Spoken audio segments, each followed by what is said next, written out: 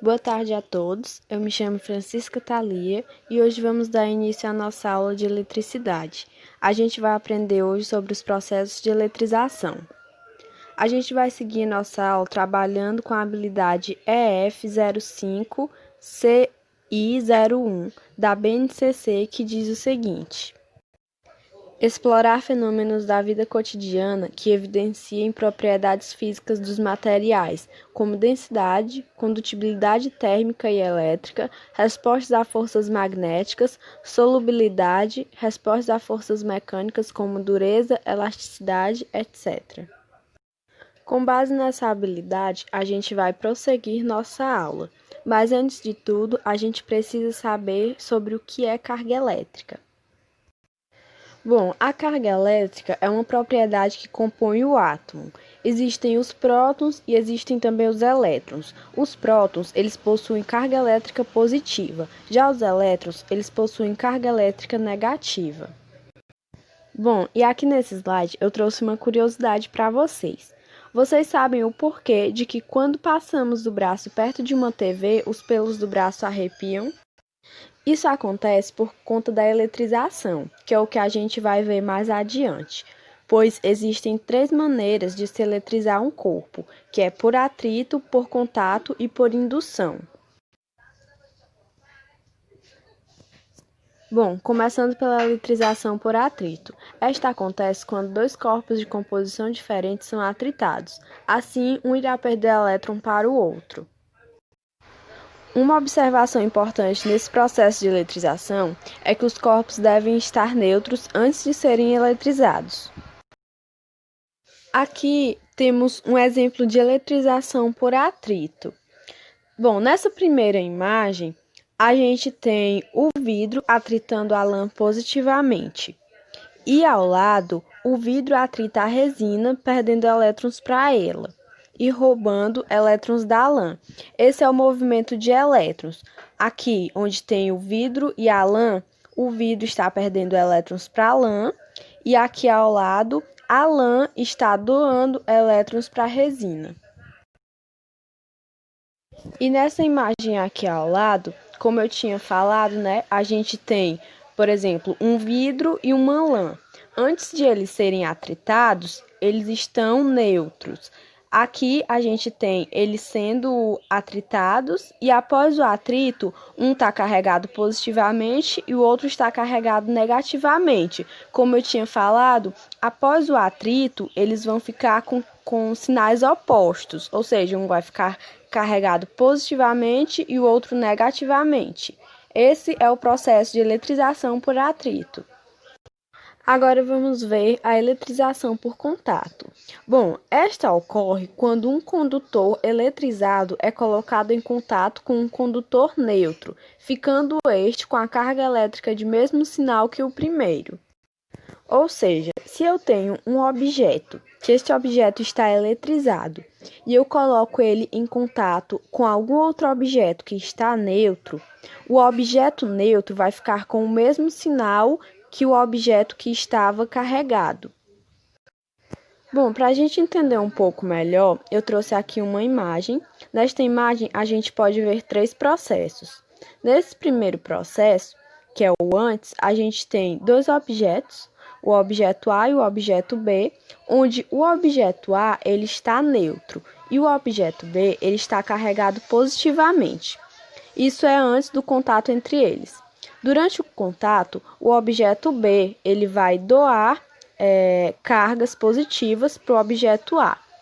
Depois do contato entre eles, o corpo A, que era um corpo neutro, ele ficou carregado positivamente igual o objeto B, que foi o objeto que entrou em contato com ele.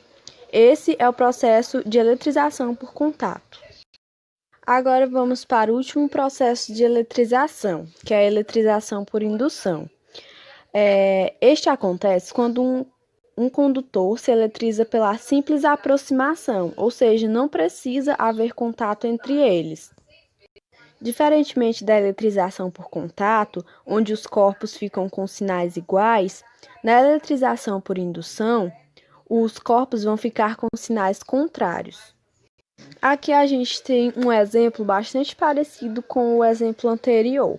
Porém, neste exemplo, a gente tem o objeto A, que ele está carregado positivamente, e o objeto B, que vamos supor que ele está neutro. Isso antes da aproximação deles. Depois de eles serem aproximados, o objeto B ele vai ficar com cargas negativas, que é o contrário do corpo que foi aproximado dele, que é o corpo A que está carregado positivamente.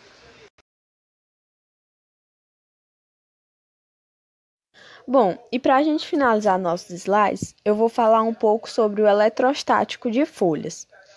Ele é um experimento, ele é bastante simples, dessa forma como a gente pode ver na figura. Ele é composto por uma esfera metálica, uma haste metálica, que pode ser um fio de cobre, e duas folhas metálicas neutras. Bom, ao aproximar um corpo eletrizado desta bola de metal que está num eletroscópio, se as folhas se abrirem, significa que o corpo que foi aproximado está eletrizado. Caso essas folhas não se abram, significa que o corpo ele está neutro.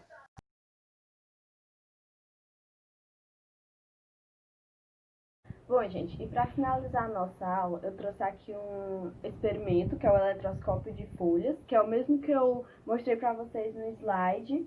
E para fazer ele é muito simples, ele é um experimento de baixo custo. Eu utilizei um pote de vidro, que eu encontrei na minha casa mesmo, um fio de cobre e 2 fios de papel alumínio que estão aqui dentro, encaixados nesse fio, que eu formei tipo um anzol e coloquei os 2 papel alumínios. Agora a gente vai ver como esse experimento funciona. Para a gente ver isso, a gente vai precisar também... aqui é um pequeno bastão de plástico e um pedaço de papel higiênico para a gente poder eletrizar esse bastão. A gente vai esfregar o papel higiênico para poder eletrizar. E depois a gente vai aproximar do eletroscópio.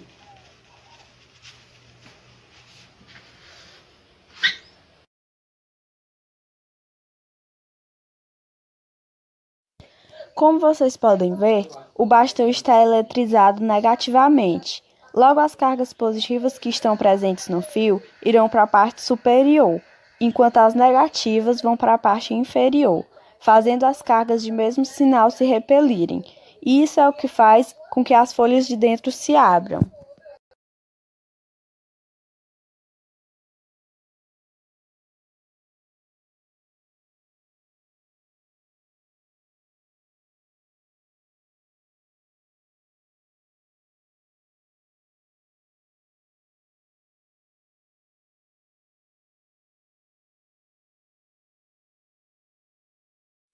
Observe também que quando eu tocar no fio, as folhas irão se juntar.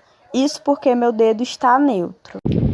Bom, gente, esse foi o experimento que eu trouxe para a aula de hoje. Espero que tenham gostado e eu agradeço a atenção de todos.